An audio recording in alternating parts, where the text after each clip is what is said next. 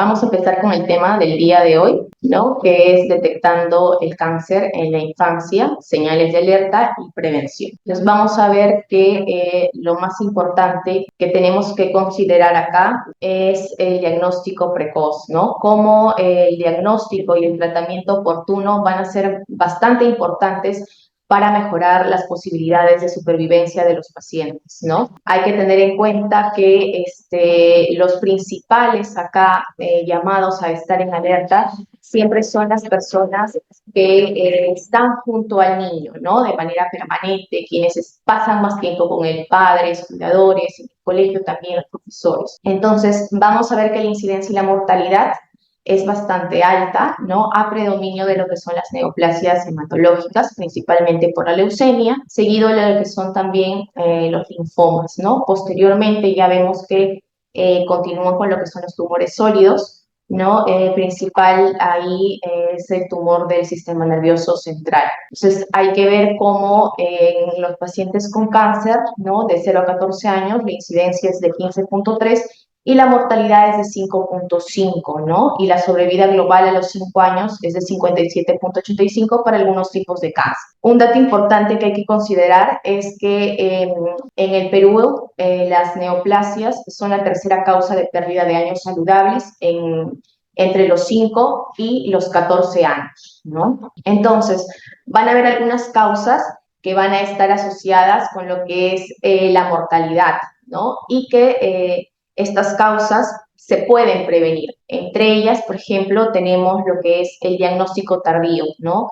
Ya sea porque tal vez demoramos mucho tiempo en hacer el diagnóstico, porque tal vez al inicio hubo un diagnóstico erróneo. El abandono del tratamiento también por múltiples factores, ya sea por distancia, por desconocimiento, ¿no? Y otro dato importante es lo que es la desnutrición, el acceso también inadecuado a algunos tratamientos, ¿no? Y la toxicidad por infecciones. Hay que prestar siempre bastante atención entonces a lo que son los signos y síntomas que el niño o el adolescente puede presentar, ¿no? Cuando ya empiezan a quejarse tal vez de un cansancio excesivo, de una pérdida o una falta de apetito, ¿no? Las molestias, los dolores de cabeza, dolores óseos persistentes, náuseas y vómitos sin una causa aparente, ¿no? Que haya un cambio en su rutina diaria, sobre todo en adolescentes o niños en edad escolar, ¿no? Que tal vez se quede dormido en clase, el comportamiento se ve alterado. Entonces, al momento también de estar con los niños, hay que tratar de revisar todo en ellos, ¿no? Revisar si es que hay alguna aparición de alguna lesión que sea diferente, algunos hematomas, algunas manchitas moradas o rojas que pueden aparecer en el cuerpo, la palidez, ¿no? Que haya perdido tal vez mucho peso, ¿no? Pérdida en la coordinación, aparición de algunos bultitos tal vez en el cuerpo, ¿no? Y que haya tal vez fiebre sin una causa aparente. Entonces, si yo, por ejemplo, sospecho de algún tipo de leucemia, hay que tener en cuenta que estas leucemias son el tipo principal o el más frecuente en lo que es los niños, ¿no? Tienen una alta tasa de curación y sin embargo sus signos son muy inespecíficos. Por ejemplo, vamos a ver que va a haber cansancio, va a haber pérdida de lo que es el apetito, va a haber una pérdida de peso también, la fiebre más de 7 días sin una causa aparente, dolores óseos persistentes, una sudoración excesiva, sobre todo a predominio nocturno, va a haber palidez, pueden aparecer algunos moretoncitos, manchitas rojas también en el cuerpo, el aumento de lo que es el tamaño del hígado, del vaso, sangrado por la nariz, por las encías, ganglios, ¿no? Que pueden aparecer en el cuello, en la axila. Y vamos a ver que en los exámenes rutinarios, como en el hemograma, van a haber ya algunas variaciones. Por ejemplo, se pueden acompañar de anemia, ¿no? Puede haber una disminución o un aumento también de los leucocitos y una disminución de lo que son las plaquetas, ¿no? Después, si es que tenemos la sospecha de un linfoma, vamos a ver de que si bien es cierto son enfermedades o neoplasias hematológicas, vamos a ver que principalmente van a afectar lo que es el sistema linfático. Vamos a tener dos tipos, ¿no? El linfoma de Hodgkin y el linfoma no Hodgkin. El linfoma de Hodgkin va a predominar principalmente en la edad de adolescentes, ¿no? Y es más bien bastante indolente. Y tenemos después el linfoma no Hodgkin, que sí es más frecuente en la edad preescolar y escolar. Al igual que en las leucemias, van a haber algunos síntomas también inespecíficos y muy similares que son la pérdida de peso, la falta de apetito, la fiebre más de 7 días, la sudoración. Vamos a ver también de que va a haber la aparición de algunos ganglios. El linfoma de Hodgkin puede tener aparición al inicio de ganglios cervicales y luego tal vez aparición de ganglios a nivel de las axilas, de las ingles también, ¿no? El linfoma no Hodgkin puede también presentar otros síntomas de acuerdo a la localización de las lesiones que se presenten. Por ejemplo, si hay una masa mediastinal, puede haber un poco de dificultad respiratoria, cansancio excesivo, ¿no? Un poco de disnea, se puede acompañar de derrame pleural.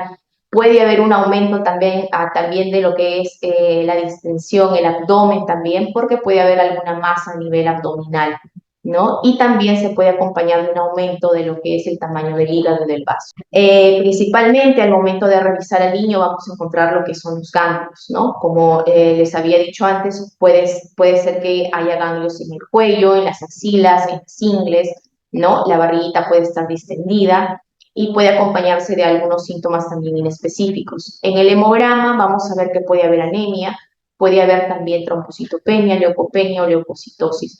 Y lo que nos va a ayudar principalmente acá sí van a ser lo que son las imágenes, como las tomografías, para poder identificar lo que son las adenopatías y su localización. Después tenemos que los tumores del sistema nervioso central, que vamos a ver que va a variar mucho lo que es la aparición dependiendo de su edad, ¿no? De manera general va a haber somnolencia, puede haber vómitos, cefaleas, ¿no? Puede haber crisis convulsivas que nunca antes el niño ha presentado, ¿no? En los niños más pequeñitos que no suelen darnos información, hay que ver esa fontanela, ¿no? Que tal vez esté abombada, que haya un aumento de lo que es el perímetro cefálico en sus controles también, que no haya un desarrollo psicomotor adecuado, ¿no? Ya sea por regresión o por un estancamiento de puede haber también estrabismo, ¿no? Puede haber alteración en algunos de sus reflejos. En aquellos niños que son mayores de 2 años, que ya nos pueden dar un poco más de información, hay que tener en cuenta los síntomas que ellos mismos también refieren, ¿no? Los dolores de cabeza, las alteraciones visuales, tal vez hay visión borrosa o hay una disminución de la agudeza visual, hay alguna alteración tal vez al momento de caminar. Es importante también ver cómo va desarrollándose en el colegio, ¿no? Si es que el rendimiento empieza acá a decaer de una manera inexplicable, ¿no? O hay un estancamiento en lo que son los hitos del desarrollo. ¿Cómo vamos a identificar estas lesiones? Principalmente en lo que es la tomografía o la resonancia, ¿no? Después tenemos para lo que es el tumor de Wilms, que es el tumor renal más frecuente en los niños, ¿no? Vamos a ver que usualmente es una tumoración de presentación asintomática, ¿no?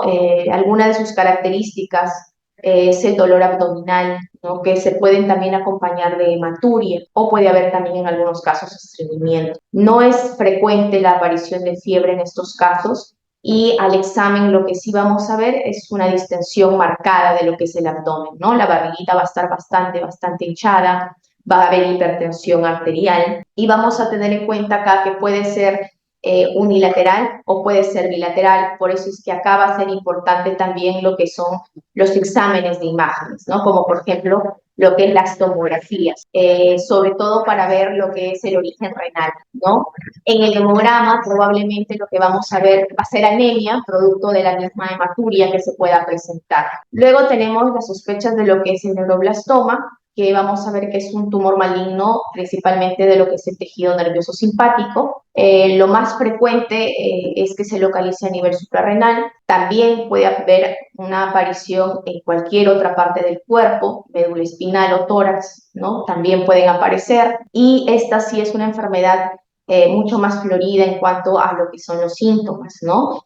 Si bien es cierto, son síntomas muy inespecíficos también, como dolor abdominal, fiebre, dolor de huesitos, ¿no? Entonces también vamos a ver de que puede haber un poco de irritabilidad, sudoración, palidez. En el examen podemos ver masas abdominales palpables, algunos nódulos azulados, ¿no? Sobre todo a nivel subcutáneo, va a haber una debilidad muscular, un déficit motor marcado en el niño también, puede haber equimosis periorbitaria, ¿no? Y también se puede acompañar de lo que es un edema periorbitario, y también algunas adenopatías que pueden ser localizadas como también generalizadas. ¿Qué es lo que vamos a ver principalmente en los exámenes auxiliares? En el hemograma vamos a ver principalmente lo que es anemia, leucopenia, ¿no? Trombocitopenia. Entonces va a haber una disminución en todas las líneas, ¿no? Podemos ver la ferritina sérica elevada también y principalmente lo que nos va a ayudar es la ecografía, ¿no? De primera mano para buscar lo que es la tumoración sólida, ¿no? Que puede ser a nivel mediastinal, suprarrenal, de acuerdo a la localización que tenga. Tenemos también para lo que es la sospecha de tumores óseos, ¿no? Vamos a ver que principalmente en adolescentes tenemos lo que es el osteosarcoma, que se va a localizar principalmente en algunos huesos largos, que son el fémur, la tibia, ¿no? Y un poco más raro y sin embargo con características más agresivas, el sarcoma de Ewing, ¿no? Que principalmente puede aparecer en lo que son los huesos de la pelvis. Entonces, acá sí la presentación clínica va a ser un poco más localizada porque puede haber un aumento del volumen, ¿no? En la zona que está afectada, en el miembro que está afectado, dolor en esta misma zona, ¿no? Es más, se puede palpar en algunos casos lo que es la tumoración, va a haber una limitación funcional bastante marcada, ¿no? Puede acompañarse de algunos ganglios, pero tampoco no es que sea eso algo frecuente, y el aumento del volumen es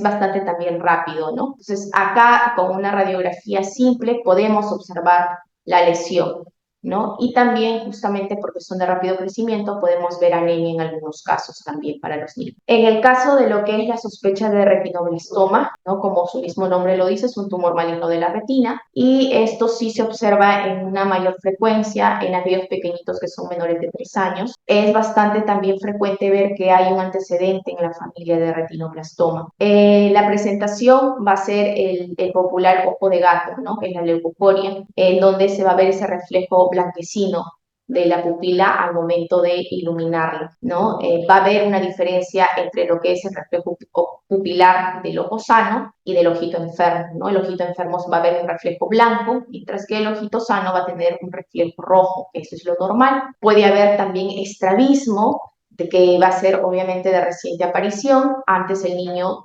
podía mirar, fijar la mirada de manera normal y de repente los papás se dan cuenta que ya no hay esa fijación, ¿no? Como antes. ¿Qué es lo que nos va a ayudar acá? Definitivamente el especialista al realizar el fondo de ojo, en donde va a poder visualizar la lesión que va a ser dependiente de lo que es la retina, ¿no? Entonces, estos son algunos síntomas importantes, signos y síntomas de alarma en lo que es los niños en la infancia. Si bien es cierto, la gran mayoría de ellos son síntomas muy inespecíficos, son síntomas también que se comparten en muchas patologías. Es bueno considerarlas y tenerlas en cuenta, porque gracias a esos síntomas, el papá, la mamá o incluso cuando lleguen al centro de salud, los van a poder observar, los van a poder identificar y van a poder diagnosticar a tiempo para brindar un tratamiento oportuno y de esa manera tener una mejor sobrevida, ¿no?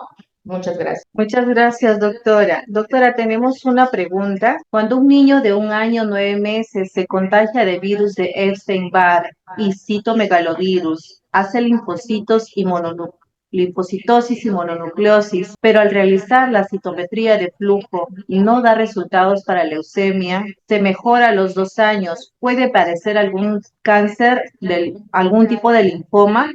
Y en ese caso, ¿qué cuidados o controles debería tener? Sí, o sea, si nosotros consideramos que hay algunos tipos de cáncer que están asociados a algunos virus, sí, ¿no? Puede ser que yo tenga en este momento algún examen negativo, pero eso no implica que yo mantenga al paciente en controles, ¿no? Para que si en algún momento yo detecto que hay algún signo o síntoma temprano, ¿no? Pueda completar la batería de exámenes y si es así, poder empezar un tratamiento, ¿no? Podría iniciarse si es que presentara un linfoma o una leucemia, ¿no? Que se asocian también a lo que es infecciones, sobre todo los linfomas. Muchísimas gracias, doctora. Gracias a ustedes también por la invitación. Muchas gracias, doctora Paula. Vamos a seguir coordinando de repente alguna otra ponencia en adelante.